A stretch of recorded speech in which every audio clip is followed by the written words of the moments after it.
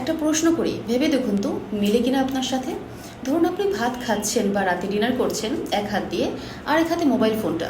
সেই মোবাইল ফোনে চলছে আপনার পছন্দের কোনো মিউজিক, সেই সাথে আপনি আপনার কোনো বন্ধুর সাথে চ্যাট করছেন, অ্যাট দ্য সেম টাইম একটা জরুরি মেইলেরও রিপ্লাই করছেন। পাশাপাশি আপনার বাচ্চাটা পাশের চেয়ারে বসে আছে, তাকে হোমওয়ার্কটা একটু দেখিয়ে দিচ্ছেন। সো কী করছেন বলুন তো? মাল্টিটাস্কিং। কি কমন পড়লো তো?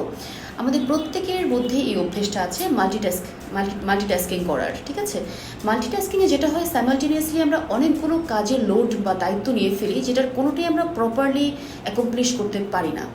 কোনো কাজেরই কমপ্লিট মজাটা আমরা নিতে পারি না। আমি ঠিকমতো আনন্দর সাথে খুব মজা করে খাবারটা উপভোগ করতে পারি না, আনন্দ নিয়ে গানটা শুনতে পারি না, প্রপারলি বাচ্চাকে সময় দিতে পারি না। অ্যাট দ্য সেম টাইম আমি যখন মেইল করছি সেই রিপ্লাইতেও একটা ভুল হয়ে যেতে পারে কিন্তু। তাই আমাদের প্রপারলি ফাংশন করার জন্য মাল্টিটাস্কিংটাকে অ্যাভয়েড করতে হবে। আমাদের জীবন এমনিতেই ডিফিকাল্ট, মাল্টিটাস্কিং করে আমরা এটাকে আরও কমপ্লিকেটেড না করে ফেলি। আমরা কাজ করব but one by one. So stop multitasking, nail it one by one.